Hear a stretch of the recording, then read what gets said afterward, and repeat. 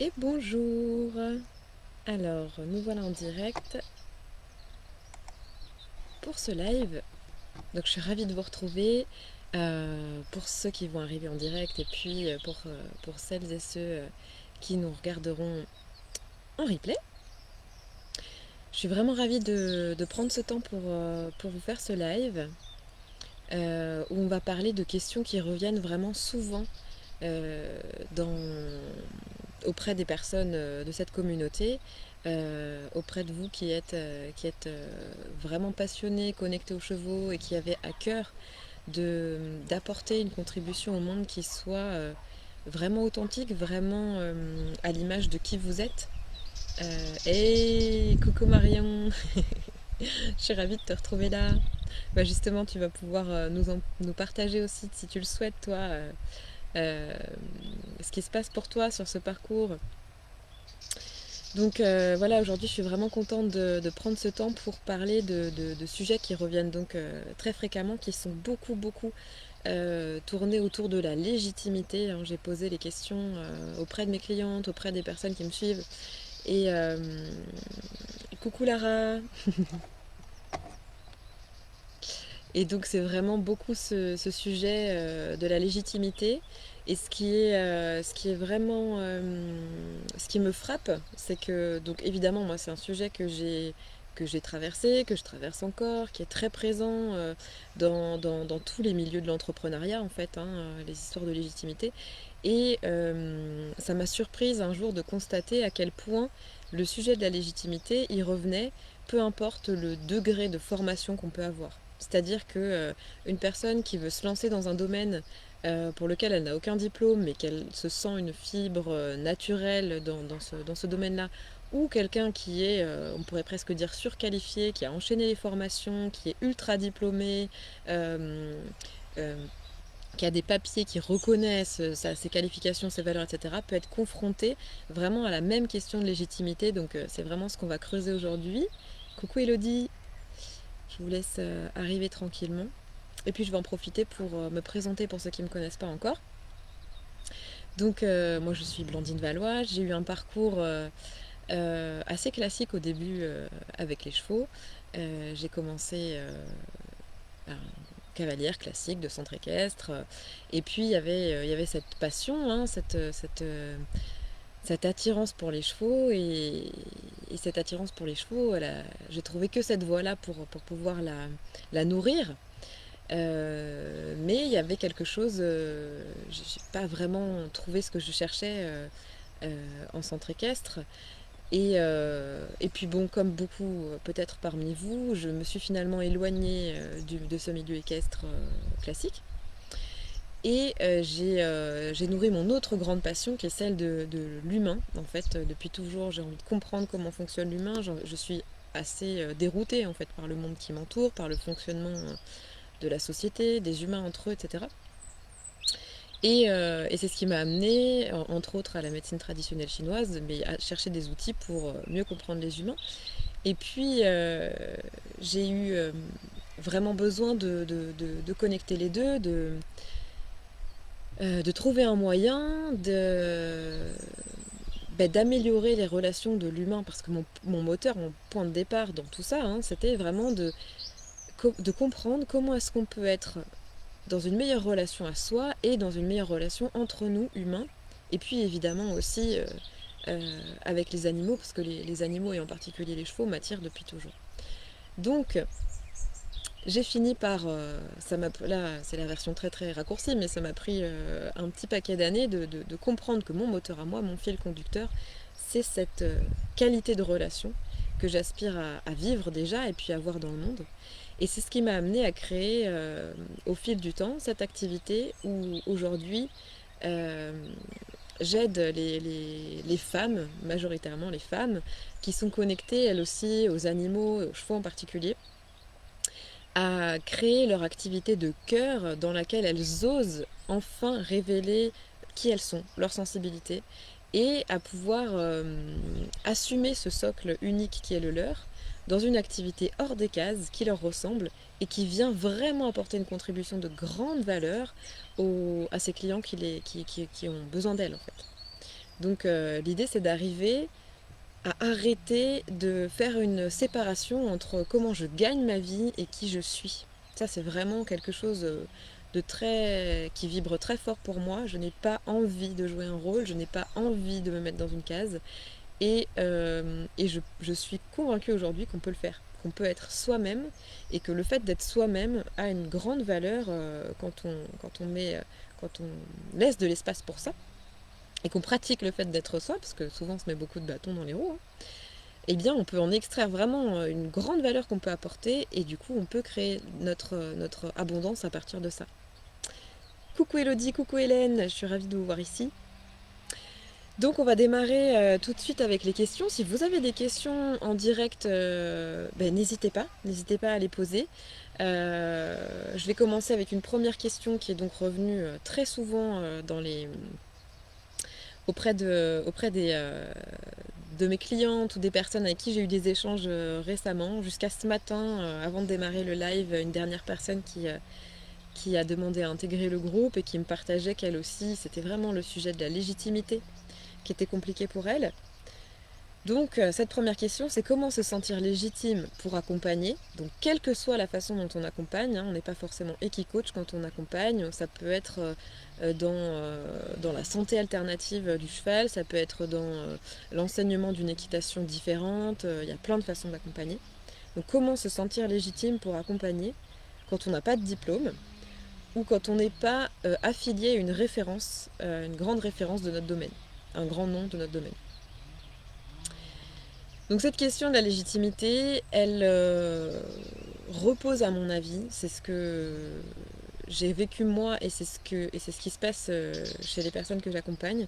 Elle repose sur un système, un modèle dont on a hérité et en fait c'est un conditionnement. Euh, Dès l'école, dès l'enfance, on nous a appris que notre valeur dépendait des notes qu'on avait au contrôle. De l'appréciation que faisait de nous notre instituteur ou nos profs, etc. Et donc, on a vraiment appris à, à établir la valeur qu'on se donne ou qu'on donne à ce qu'on a à offrir, à partir d'une validation extérieure. Et ça, c'est ce qui revient souvent, cette course, ce besoin d'aller se former, etc. La légitimité, le sentiment de légitimité, il va vraiment venir d'un changement de paradigme intérieur. C'est-à-dire, et en plus c'est vraiment d'actualité, en ce moment on le sent que c'est à tous les niveaux qu'il y a besoin de faire ce changement de regard, ce changement de posture à l'intérieur où on va basculer en fait des conditionnements à se reconnecter à la vérité qui est à l'intérieur de nous. Qu'est-ce qui vient de nous? Et pour accéder à cette sensation de légitimité, y a besoin de faire cette bascule. J'ai presque envie de vous dire, la légitimité, c'est un concept. C'est même pas presque, je suis persuadée de ça. La légitimité, c'est comme l'échec. C'est un concept qu'on a inventé avec notre mental. Si on regarde dans la nature, l'échec, ça n'existe pas. Il y a des expériences qui donnent des résultats, et à partir de ces résultats, on tire des conclusions et on apprend. Voilà, il n'y a pas réellement d'échec, avec tout le poids et le sens moral qu'on y met nous. Hein. Et bien la légitimité, c'est la même chose. Si on regarde autour de nous, nos chevaux, nos chiens, les arbres, enfin tout ce qui nous entoure, personne ne se pose la question de savoir s'il est légitime pour faire ce qu'il fait ou pour être ce qu'il est. Chacun, en fait, vit tout simplement sa vie, fait les expériences qu'il a à faire et grâce à ça, avance. Donc, je pense vraiment que les histoires de légitimité, c'est des concepts. Donc bien sûr qu'on peut nous renvoyer, comme on les partage en fait, comme c'est un concept partagé par le collectif humain, quand je me sens fragile au niveau de ma légitimité, ça peut m'être renvoyé par les autres humains. Hein. Mais quel est ton cursus? Qu'est-ce que tu as fait comme formation pour faire ce que tu fais? Bon, c'est des questions qu'on me pose à chaque fois, évidemment. Mais si je me sens à l'intérieur de moi au clair sur le fait d'être à ma place, ça vient pas me perturber, ça vient pas me déstabiliser ça. Est-ce que ça vous parle? Comment c'est pour vous aujourd'hui l'histoire de la légitimité? Est-ce que c'est quelque chose que vous avez, qui se passe déjà à l'intérieur de vous, ou est-ce que c'est une question qui se pose quand vous êtes dans un échange avec quelqu'un d'autre, avec un potentiel client ou avec quelqu'un qui vous pose des questions sur ce que vous faites dans la vie? À quel niveau ça se situe aujourd'hui pour vous, la question de la légitimité?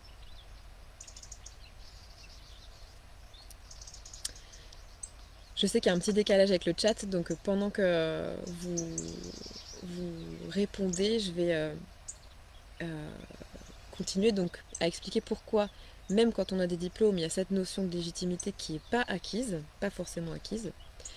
Donc c'est vraiment cette idée que si je fais des formations pour me sentir légitime, parce que on peut évidemment faire des formations parce que le sujet nous intéresse. Moi, j'adore continuer à me former, j'adore continuer à apprendre. Et dans ce cas-là, c'est des choses qui vont venir nourrir mon, ma pratique, mon bagage. Mais je ne vais pas en avoir besoin pour me sentir légitime. C'est pas la même démarche en fait. Donc si je fais une formation me disant quand j'aurai ce diplôme, là je me sentirai légitime pour pratiquer, il y a de grandes chances que ça ne soit pas le cas en fait. Arrivé au moment du diplôme ou après le diplôme, vous vous rendrez compte que en fait au niveau légitimité, il n'y a rien qu'à changer. Donc ce qui va permettre de changer ça, c'est de se réapproprier sa zone de légitimité. Alors qu'est-ce que c'est sa zone de légitimité? C'est vos, euh, vos talents innés, ce que vous faites naturellement, votre expérience, votre histoire.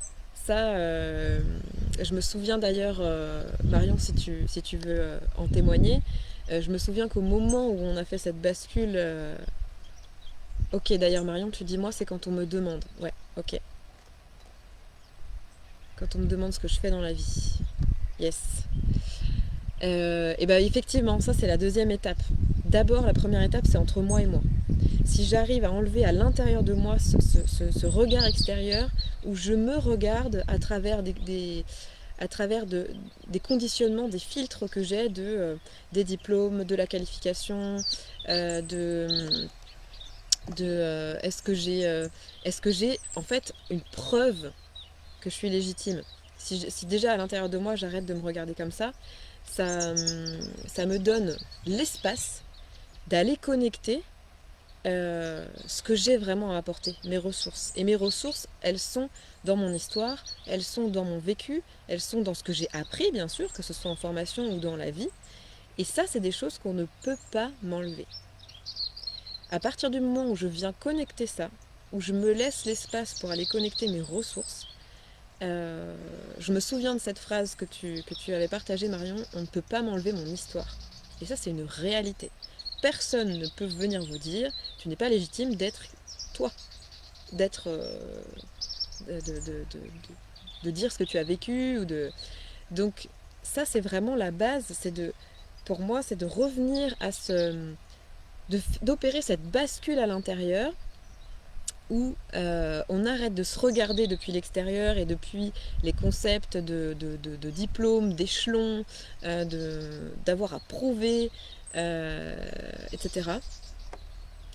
Et une fois que je peux installer cet espace de fondation en fait solide à l'intérieur de moi, là je peux ensuite commencer à développer cette confiance où en fait la légitimité, je vais vous partager quelque chose que j'ai vécu moi et que vivent aussi les personnes que j'accompagne, c'est que la question de la légitimité disparaît d'elle-même au moment où je m'autorise à prendre ma place, à être à ma place, à être moi en fait.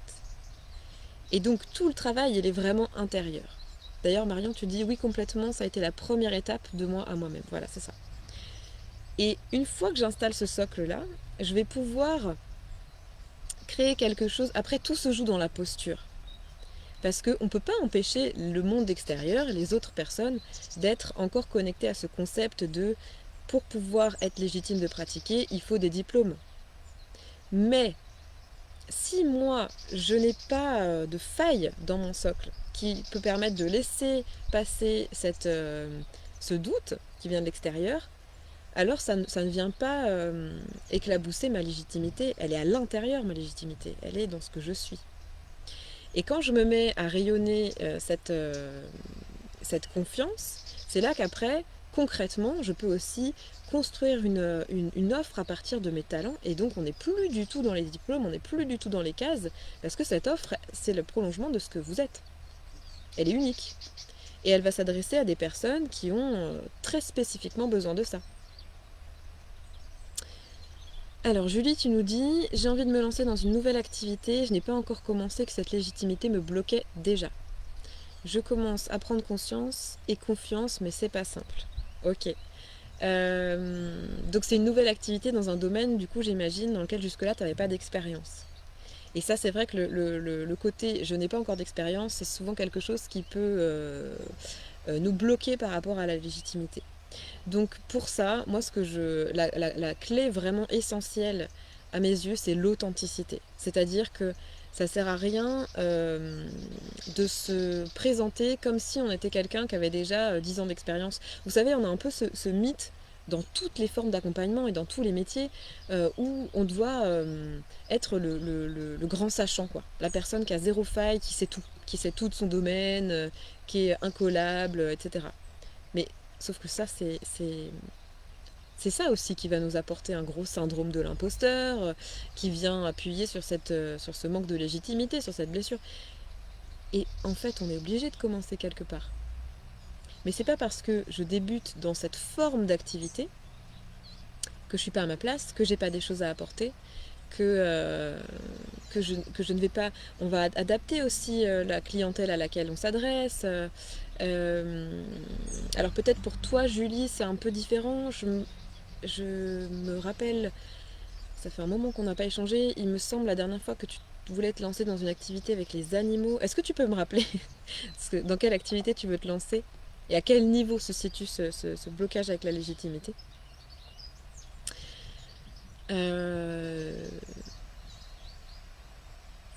Du coup, j'ai perdu le fil de ce que j'avais en tête.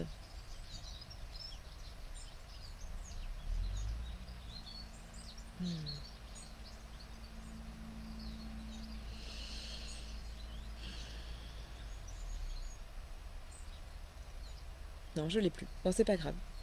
Donc si je dois résumer les clés qui nous aident à accéder à cette posture de légitimité, qu'on soit avec des diplômes ou sans diplôme, c'est vraiment l'étape numéro 1, c'est de me laisser un espace pour aller connecter mes ressources, celles qui sont déjà là en fait. D'arrêter de chercher à savoir si je suis légitime, qu'est-ce que je peux faire.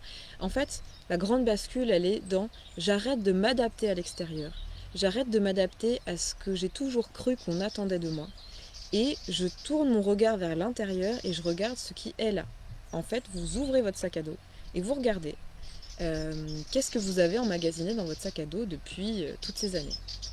Et quand on déballe le sac à dos, ben on regarde ce qui est utile là-dedans, ce qu'on a besoin de dépoussiérer un peu. Et parfois, vous savez, ça arrive, parfois quand on récupère un vieux blouson qu'on n'a pas porté depuis longtemps, on retrouve dans la poche un objet qu'on aimait beaucoup, un billet de 10 euros ou de 20, enfin peu importe. On retrouve des choses qui ont une valeur et qu'on avait oubliées. Ben, c'est aussi ce qui se passe.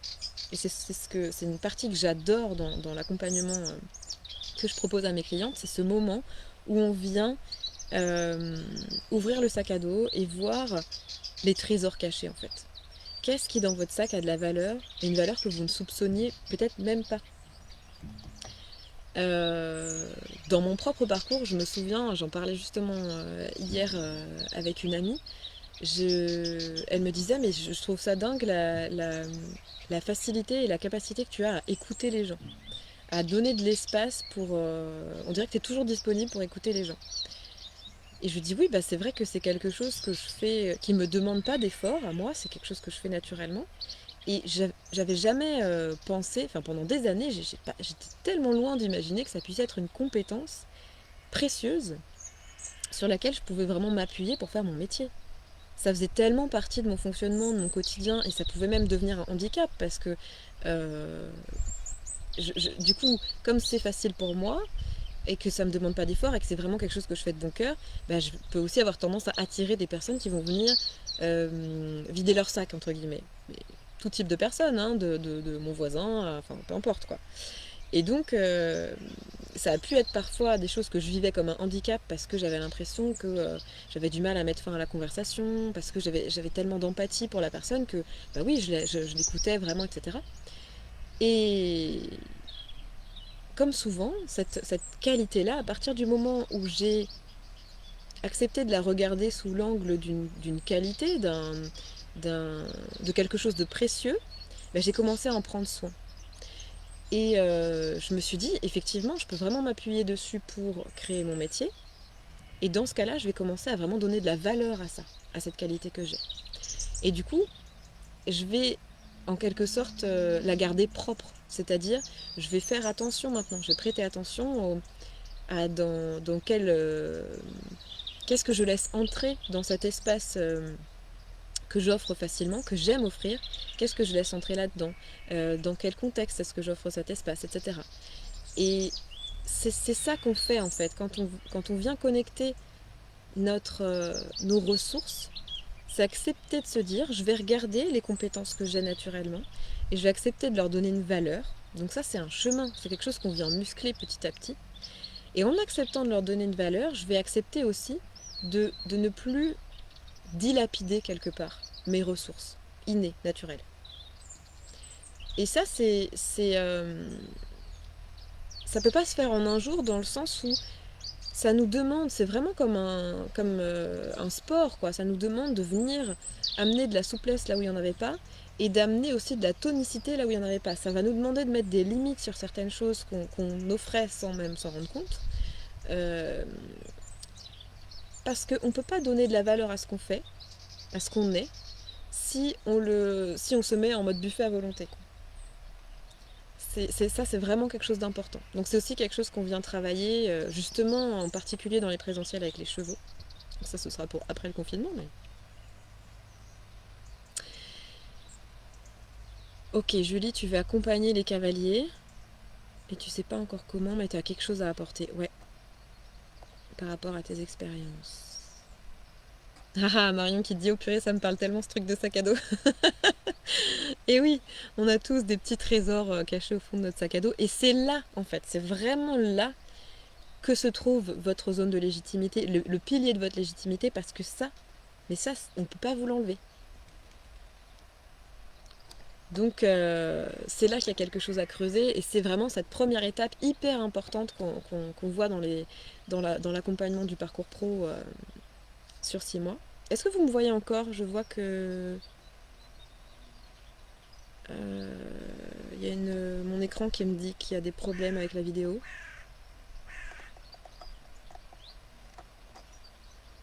Bon, j'espère que oui. Alors du coup, comment sortir de la spirale de cette recherche de formation à tout prix? Ça, c'est une question très intéressante. Euh, Moi, je conseillerais de se poser vraiment la question à l'intérieur de soi, pourquoi est-ce que j'ai envie de faire cette formation? Et parfois, il y a... Oui, on te voit. Super, merci Julie. Donc, pourquoi est-ce que j'ai envie de faire cette formation? Par exemple, j'ai envie de faire cette formation comportementaliste équin. Est-ce que j'ai envie de faire cette formation parce que je me dis qu'une fois que j'aurai ce diplôme-là, je me sentirai protégée, entre guillemets, par cette étiquette, par ce diplôme, pour pouvoir proposer mes services? Ou est-ce que j'ai envie de faire cette formation de comportementaliste équin parce que j'ai un vrai élan de curiosité et je ressens sincèrement que ça peut euh, venir enrichir ma pratique? Ça peut être un mélange des deux, bien sûr, mais je pense que pour choisir, en fait, tout est une question de priorité. La question, elle est vraiment là. Des choses qui vont vous intéresser, des formations qui vont vous intéresser, il y en aura tout le temps. Enfin, moi, j'ai tout le temps envie et je sais que les personnes de cette communauté sont aussi des personnes qui sont curieuses, qui ont tout le temps envie d'apprendre, qui aiment s'améliorer, qui aiment aller dans la profondeur. Donc, du coup, on aime enrichir ce qu'on sait et on aime aller creuser les choses. Donc, en fait, la question, elle va se poser vraiment en termes de priorité. Est-ce que là, dans la situation où vous êtes, votre priorité, c'est de, d'étendre vos connaissances? Est-ce que c'est de rajouter des connaissances et des outils? Ou est-ce que c'est de démarrer, de commencer à proposer quelque chose, de commencer à offrir quelque chose? C'est vraiment ça la question. Quelle est votre priorité aujourd'hui? Le message que j'ai envie de faire passer, vraiment, c'est que quel que soit le degré d'avancement, entre guillemets, auquel vous êtes, quel que soit l'endroit de votre chemin où vous êtes aujourd'hui, vous avez déjà des choses à proposer. Vous avez déjà des choses à partager. Ça, c'est une réalité dont je suis absolument convaincue. À travers toutes les personnes avec lesquelles je peux échanger, toutes les personnes que j'accompagne, etc. Je suis persuadée de ça. Peu importe l'endroit de mon chemin où je suis, je peux offrir quelque chose. Donc la question, c'est vraiment une question de priorité en fait. Est-ce que ma priorité aujourd'hui, c'est de me concentrer sur ce que j'ai à offrir, ou est-ce que je veux encore ajouter des choses qui vont venir bousculer mon équilibre? Parce qu'il ne faut pas se leurrer, à chaque formation, ça vient remettre en question là où on en est, ça vient... c'est pas une mauvaise chose de remettre en question, attention, mais c'est juste que quand on veut construire une activité, il y a un moment donné, en fait c'est comme une respiration, si vous voulez. Quand je me forme à de nouveaux outils, à de nouvelles connaissances, nouvelles compétences, c'est comme si j'inspirais. Donc j'accueille en moi des nouvelles choses. Et il y a un moment donné, dans mon évolution, dans mon chemin, dans la construction de mon activité, il faut que j'expire. Quand j'expire, c'est le moment où je repartage ça, où je redistribue, où je diffuse. Si je ne prends pas le temps d'expirer, que j'inspire tout le temps, il y a un moment donné, c'est très très plein là-dedans, ça fait cocotte minute, c'est sur le point d'exploser, et en fait ça crée de l'agitation. Vous imaginez que vous restez les poumons pleins et la respiration bloquée, il y a un moment donné où ça va faire monter la tension à l'intérieur de vous. C'est ce qui se passe quand on fait que accumuler les formations, accumuler les questionnements, accumuler les outils, et qu'on ne les redistribue pas, qu'on ne les rediffuse pas.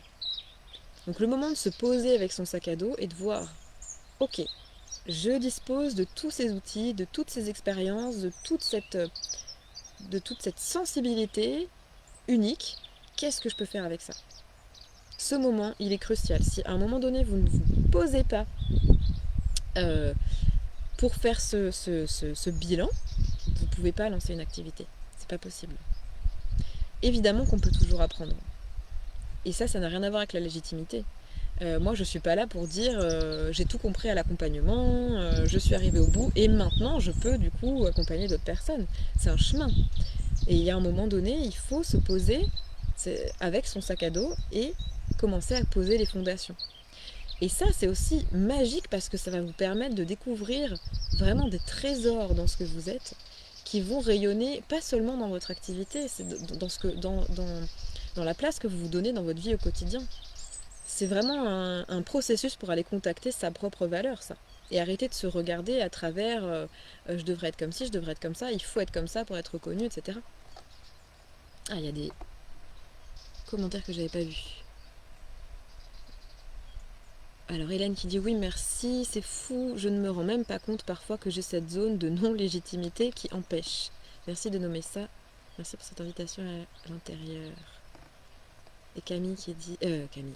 Anaïs, pardon, qui dit merci Blandine pour ce live. Avec plaisir, vraiment, si ça peut...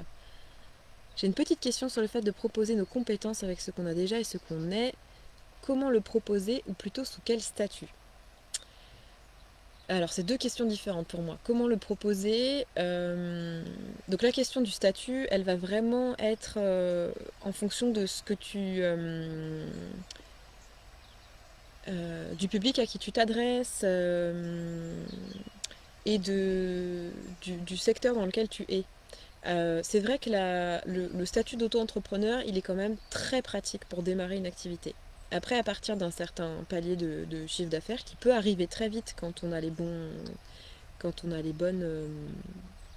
structures, on va dire, les bonnes structures de construction de son activité, Mais avant d'avoir passé ce palier-là, le statut d'auto-entrepreneur, il est très souple en fait, donc il est assez pratique, mais ça, c'est vraiment du cas par cas, le statut. Donc c'est la question du statut, en fait, pour moi, elle vient vraiment pas en premier. Hein, ça rejoint ce que je disais tout à l'heure. La première étape, à mon avis, c'est donc de revenir à l'intérieur, de poser ce qu'on a à l'intérieur sur la table, d'identifier ses talents, son histoire, en fait d'identifier sa zone de légitimité. Et ensuite, la deuxième étape, c'est d'aller identifier quel est ce client de cœur euh, qui a besoin de ce que vous avez à apporter, en fait.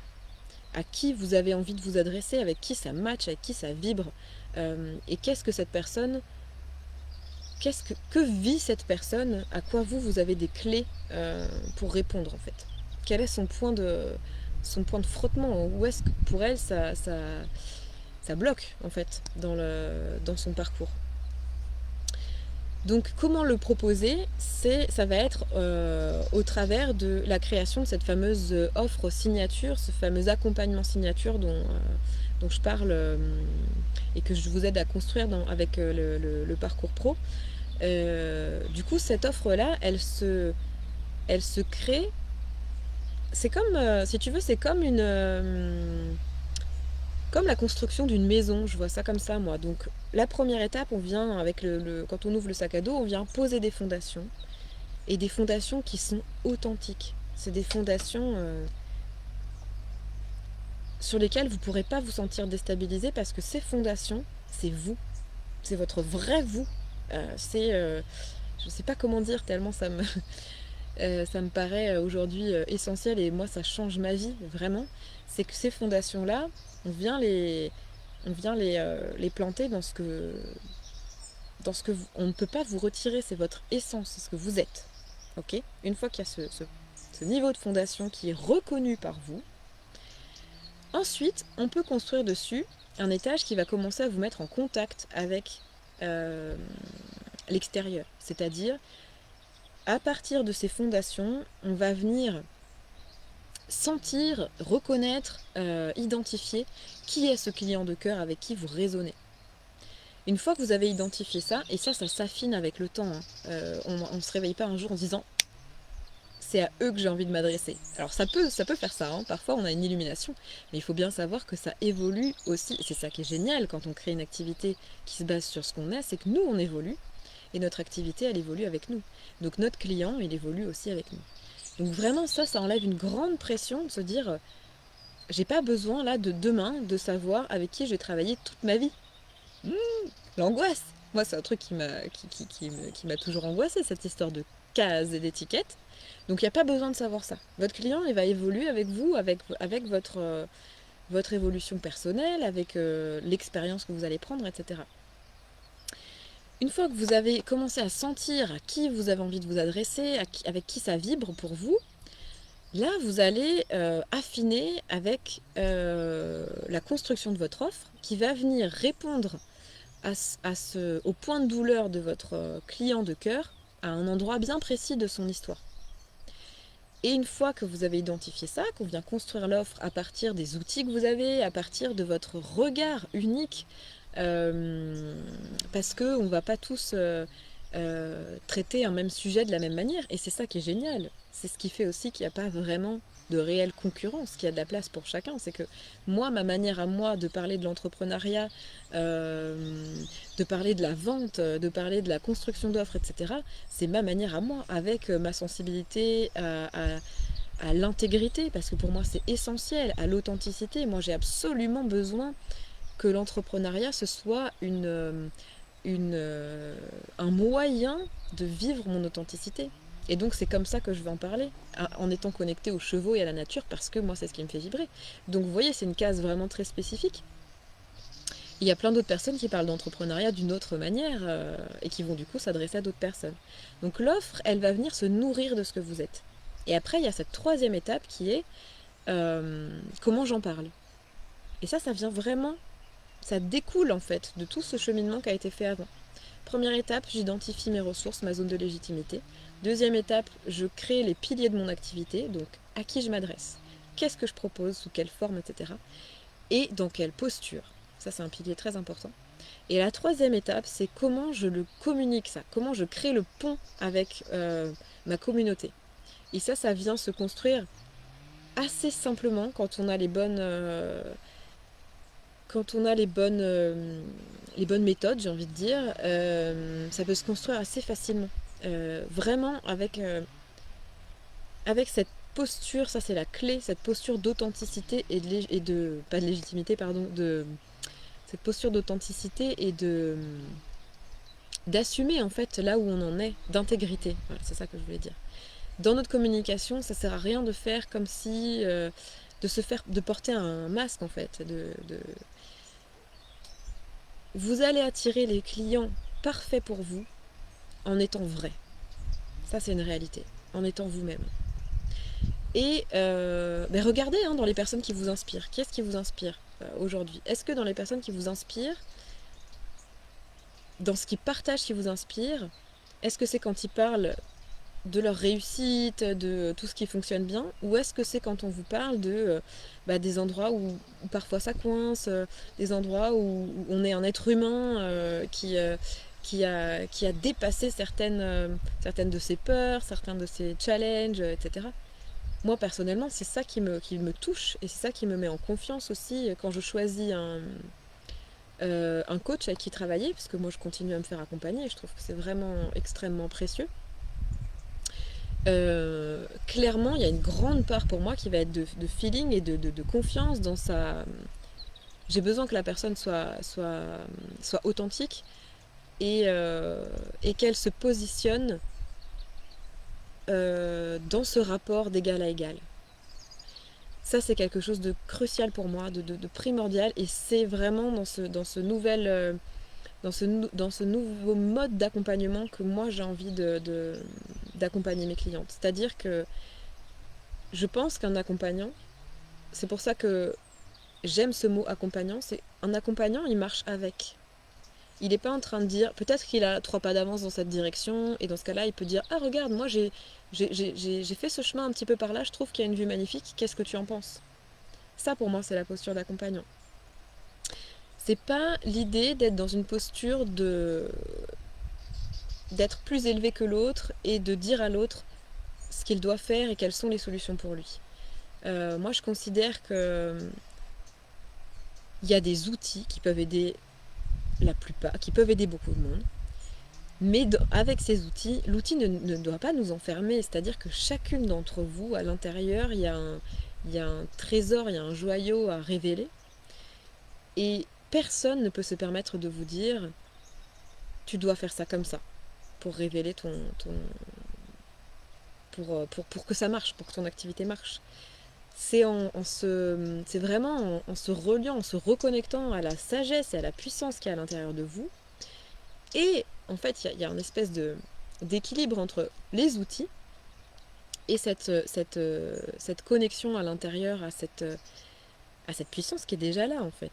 Et l'équilibre entre ces deux choses-là, c'est ce qui vous permet de créer une activité dans laquelle vous vous sentez solide. Parce qu'elle ne repose pas juste sur des outils extérieurs. Il y a une de mes anciennes coachs qui avait partagé une fois cette phrase que j'aime beaucoup, qui disait quand l'oiseau se pose sur la branche, il ne se pose pas sur la branche parce qu'il a confiance en la branche, mais parce qu'il a confiance en ses ailes si la branche casse. Et c'est exactement ça, moi, que j'ai envie de transmettre, c'est que quand vous créez vous créez une activité non pas parce que vous avez confiance dans vos outils, mais parce que vous avez confiance ou développez la confiance dans votre propre matière première, en fait, dans ce qui est à l'intérieur de vous. Du coup, je me suis bien étendue. Est-ce que j'ai répondu à ta question, Anaïs? Est-ce qu'il y a d'autres questions?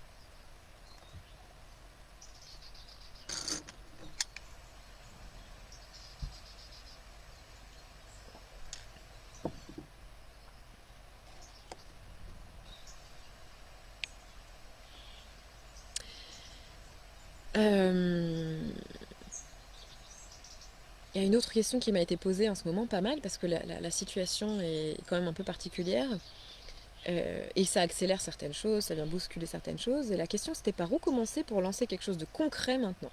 Parce qu'effectivement, on peut avoir plein d'idées, c'est ce que je disais tout à l'heure, quand on a inspiré beaucoup et qu'on est dans la cocotte minute avec beaucoup, beaucoup de choses à l'intérieur, et qu'en plus on est très créative, intuitive et qu'on a plein d'idées, et à un moment donné, on a envie de passer à l'action, mais parfois ça bloque parce que tout simplement on ne sait pas par où commencer. Donc, par où commencer? C'est déjà vraiment par prendre ce temps de se poser avec qu'est-ce qui est vraiment cette idée de priorité en fait. Qu'est-ce qui est le plus vibrant pour moi aujourd'hui? Parce que parfois on a des idées qui peuvent partir dans tous les sens. Mais si on regarde bien, il y a une source commune à tout ça, en général. Donc qu'est-ce que vous avez le plus à cœur? Identifiez ça en fait. Ça fait partie de votre zone de légitimité, c'est qu'est-ce que vous avez le plus à cœur. Et ensuite,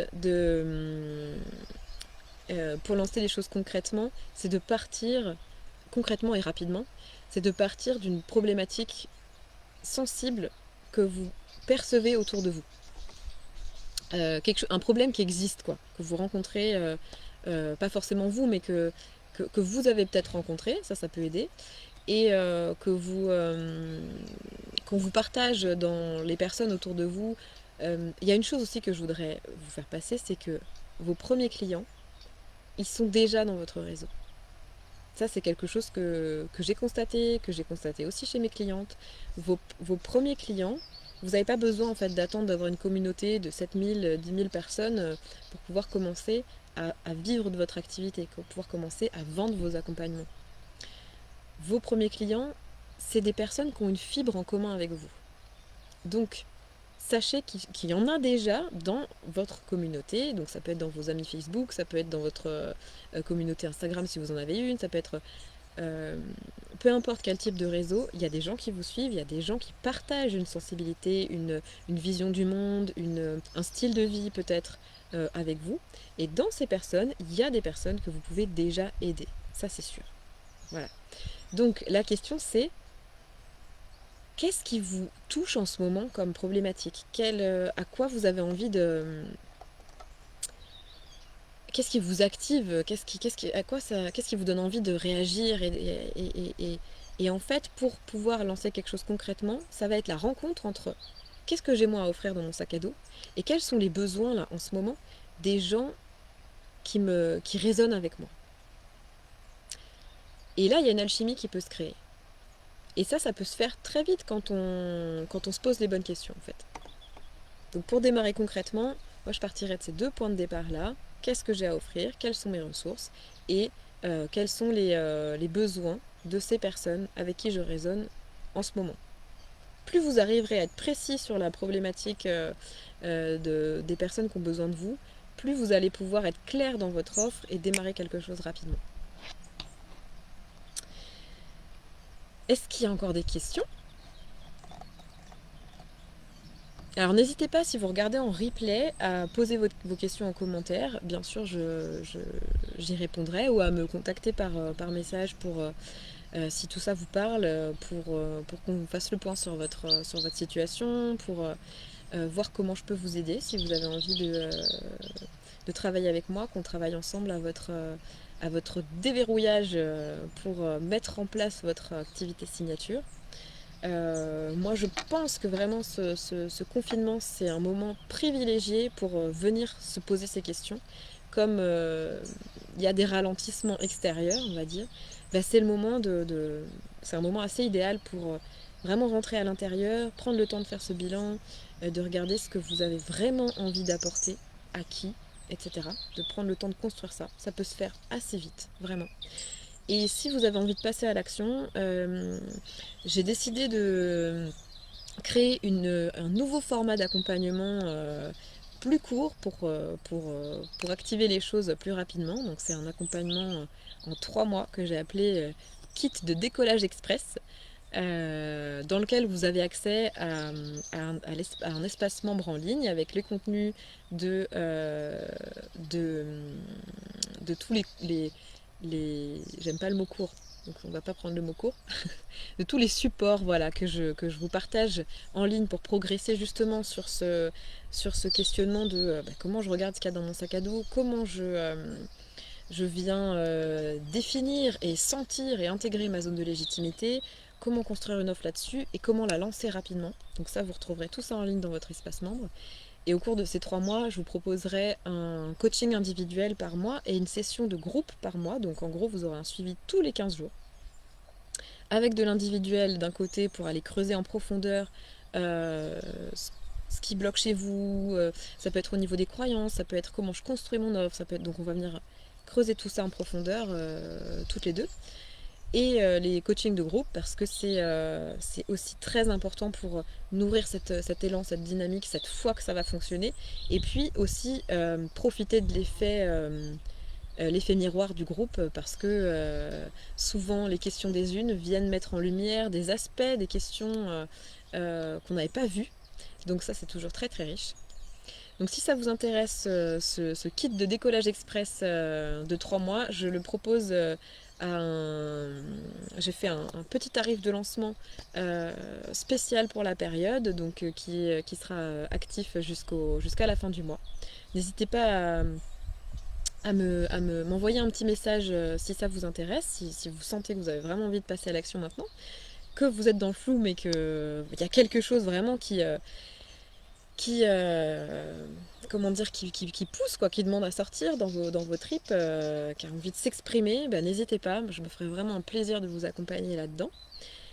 Et s'il n'y a plus de questions, moi je vais vous souhaiter une très belle journée, un très bon week-end. Vraiment, je vous encourage à faire ce switch, de revenir à l'intérieur et de commencer juste à regarder le monde à partir de qui vous êtes et à donner de la valeur à ça. Voilà. Sur ce, je vous souhaite une très belle journée et au plaisir de continuer à avancer ensemble. À très vite.